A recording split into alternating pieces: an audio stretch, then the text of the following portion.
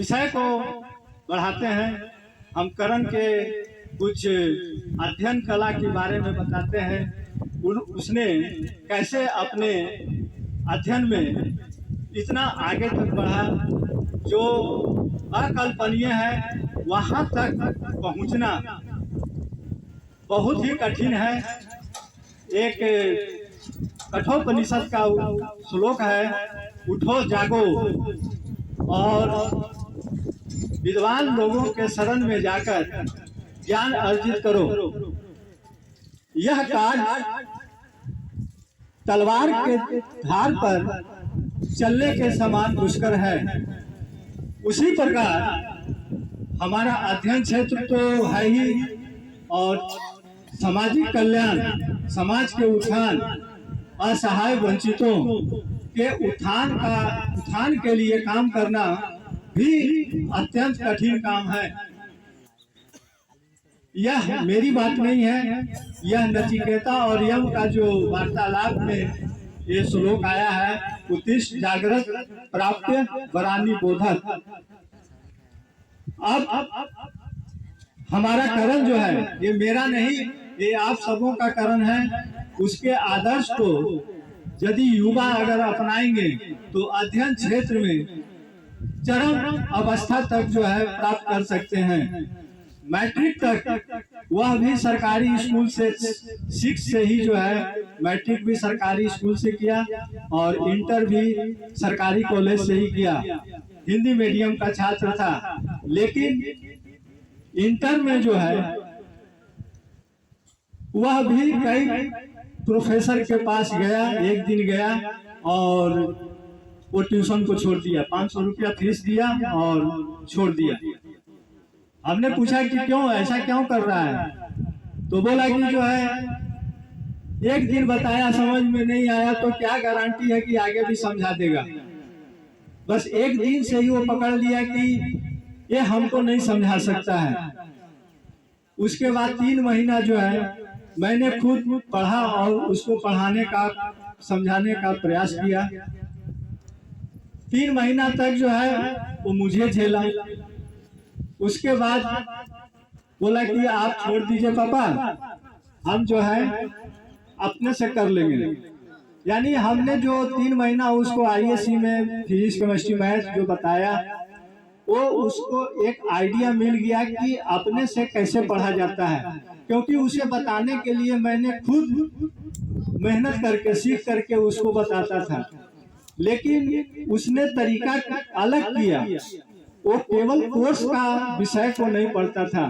कोई भी फिजिक्स का बुक है तो स्टार्टिंग में जो चैप्टर में नहीं, सिलेबस में नहीं है, वह भी उसको पूरा कंप्लीट पढ़ता था।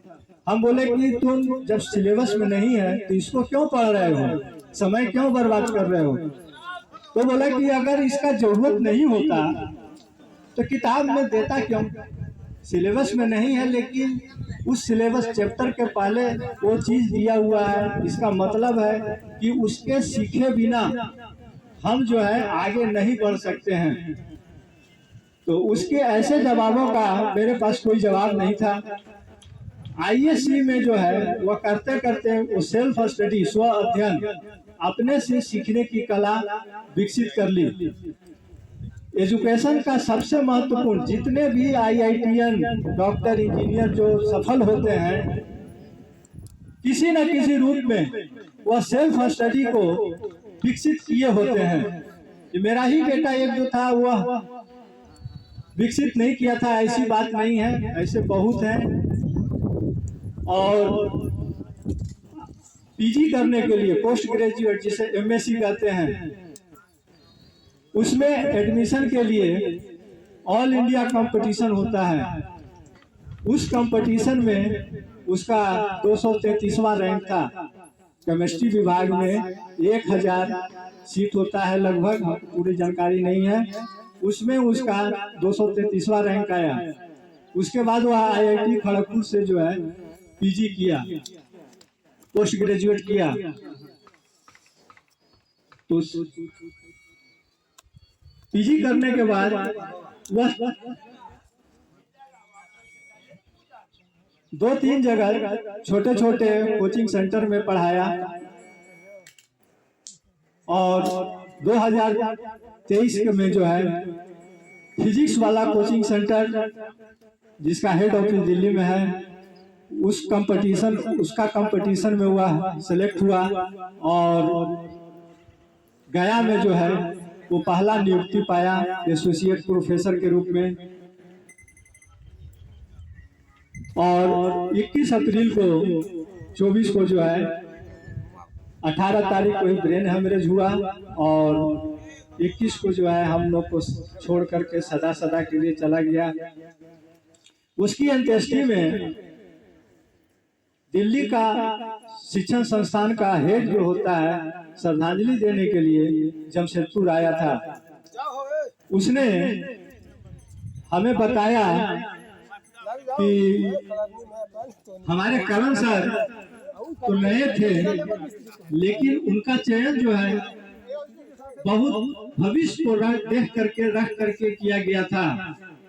उनकी इंटेलिजेंसी इतनी थी कि सारे इंडिया में ब्रांच है फिजिक्स वाला, सारे केमिस्ट्री के प्रोफेसर जूनियर सीनियर सबको इसका नंबर दिया गया था कि किन्हीं को कोई विषय में कोई डाउट हो तो करण सर से जो है कंसल्ट कीजिएगा, आपको तुरंत जो है समाधान मिल जाएगा। तो उसकी विद्वता जो है हम लोग पहचान नहीं पाए, हमको उसके शिक्षण संस्थान के माध्यम से पता चला। मैं अक्सर जो है थोड़ा चिंतित रहता था कि ये वैसे कोचिंग में जा रहा है जहां IIT मेडिकल का स्टूडेंट को पढ़ाना है, वहां एक से एक ब्रिलियंट स्टूडेंट रहते हैं, नए नए क्वेश्चन पूछता है। तो मैं उससे पूछता था कि इनऑर्गेनिक का न्यूमेरिकल बना लेते हो, कोई नया क्वेश्चन लाता है तो सोल्व कर लेते हो जाता है? हाँ पापा हो जाता है।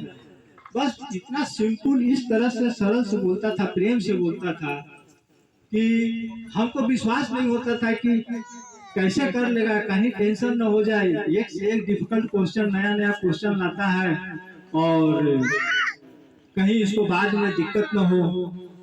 लेकिन हमको पता चला बाद में ही जो है कि जो है नहीं, उसकी विद्वता जो है ऐसी थी जो हम लोग को गौरव कर गया। अब उसका महत्वाकांक्षा तो उसकी पूरी हुई नहीं, हम लोग उसकी महत्वाकांक्षा को पूरा कर सकते नहीं हैं कि किसी भी शिक्षण संस्थान में समाज में ऐसे गरीब या तेज मेधावी छात्रों को मदद कर सकें। लेकिन उसकी महत्वाकांक्षा को पूरा करने का प्रयास कुछ दूसरे ढंग से करना होगा। उसके आदर्श, उसका संकल्प जो था उसको पूरा करने के लिए युवाओं में संदेश जाना चाहिए कि अगर ठान लें, कोई भी लक्ष्य बनाए और उसे ठान लें तो उसे पूरा किया जा सकता है। इसके लिए शिक्षक रूपी या धन जो है कोई बाधा नहीं आता है। वह भी सरकारी स्कूल से पढ़ने का अर्थ हो गया कि कोई खर्च नहीं। मैट्रिक से इंटर कॉलेज सब में जो है गवर्नमेंट कॉलेज से किया, स्कूल से किया, कोई खर्च नहीं हुआ। उसी तरह अब हम लोगों का कर्तव्य है कि बाबा जो अपनी महत्वाकांक्षा को पूरा नहीं कर सके, लेकिन उनकी महत्वाकांक्षा को हम लोग एक विकास भवन के रूप में तो पूरा कर ही रहे हैं। अब करण की महत्वाकांक्षा है कि हजारों वैज्ञानिक, डॉक्टर, इंजीनियर एक अच्छे देश को दें।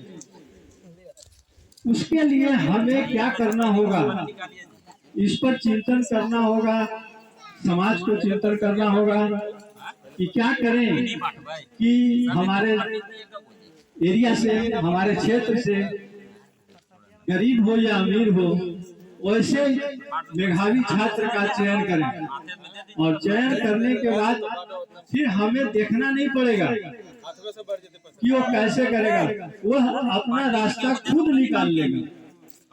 बस हमें यह प्रयास करना होगा, इस तरह का फंक्शन, इस तरह का संगोष्ठी हमेशा आयोजित करना होगा, जिसमें बच्चों को कैसे पढ़ाया जाए वो सही आइडिया अगर दे दिया जाए तो फिर आगे कोचिंग वगैरह का टेंशन नहीं रह जाएगा। प्रायः जो है आज का शिक्षा प्रणाली के अंतर्गत अंग्रेजी में ट्रांसलेशन नहीं होता है, अंग्रेजी में रट रहे हैं लेकिन उसका मीनिंग क्या है वह नहीं जानता है। कोई भी छात्र से पूछिएगा नहीं जानेगा, वो रट करके पास करता है।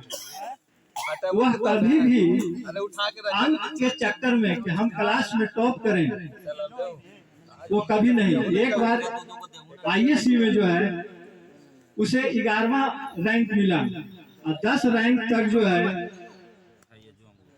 पेपर में छपा था। मैंने कहा कि अरे तुम 2 नंबर से 11वां हो गया, 10वां आता तो तुम्हारा नाम भी पेपर में आता। तो हमको बोलता है क्या बैठ करके दिन भर पेपरवा देखते रहिएगा जिंदगी भर। इसमें रहस्य वही कि अंक का कोई महत्व नहीं है, अंक से कुछ लेना देना नहीं है। पहले पंडित जी कहते थे तो इंटर में 11वां हो गया। अब ग्रेजुएशन में क्या हुआ कि इसका तो जब ओरल होगा तो 11वें नंबर पर ही आएगा। तो 10 नंबर तक जो जाता था प्रैक्टिकल में, वो बाहर निकल के कहता था कि बहुत परेशान हो गया यार। और उसके बाद जब करण गया तो करण को जो है 45 मिनट अकेले जो है ओरल वाइवा जो प्रैक्टिकल का होता है वो टीचर को जो है फंसा दिया। टीचर एक क्वेश्चन करे उससे रिलेटेड चार्ट वो बता देता था कि इसके जाने बिना यह स्पष्ट नहीं होगा। वही बाकी साथी बोला कि उसी से पूछ करके तुम 3rd हो गया, 5th हो गया, और करण को तुम पीछे कर दिया, तुम तो उसको बताया नहीं, वो हो गया 11वां। अगर वो फर्स्ट रहता तो 1 घंटा वही वाइवा में जो है समय काट देता, तो बाकी हम लोग 1 घंटा में धड़ चले पार हो जाते हैं। और फर्स्ट हो, ये सब हमको जो है उसके जाने के बाद जब उसके दोस्त लोग आए, ये ऐसा प्रसंग उसका बताया। यह जान करके जो है गर्व तो होता ही है, दुख तो है ही, लेकिन एक गर्व भी है कि मेरा मार्गदर्शन में मेरा भी कुछ योगदान था। जीती होने के बाद में उसकी सारी इच्छाओं को हमने सही ढंग से हैंडल किया, कभी उससे हम उलझे नहीं, और उसका प्रेम तो अद्भुत था ही। जब दिल्ली में ट्रेनिंग कर रहा था तो मेरी साइकिल चोरी हो गई। हमने उसे बोला कि बेटा देखो ना साइकिल चोरी हो गया। वह हमें डांटने फटकारने या कुछ सलाह देने के बजाय क्या बोलता है, पापा लीजिएगा तो पुराना मत लीजिएगा, नया लीजिएगा। उसका प्रेम था, जानता चोरी हो गया वो आएगा नहीं। अब उनको पापा को हम जो है 2 शब्द बोलेंगे कि ध्यान नहीं लगाते हैं, ताला क्यों नहीं लगाए, ताला था फिर भी क्यों नहीं लगाए, ये सब कुछ नहीं रहता। तो उसके प्रेम को जो हमारे बताने का मकसद है कि माता पिता के प्रति एक सच्चा प्रेम जो होना चाहिए, उसको करण के समान करने का, याद रखने का कि करण कैसे करता था। युवा वर्ग को थोड़ा सा समझना होगा। आज इतना ही कह करके मैं अपनी वाणी को विराम देता हूँ।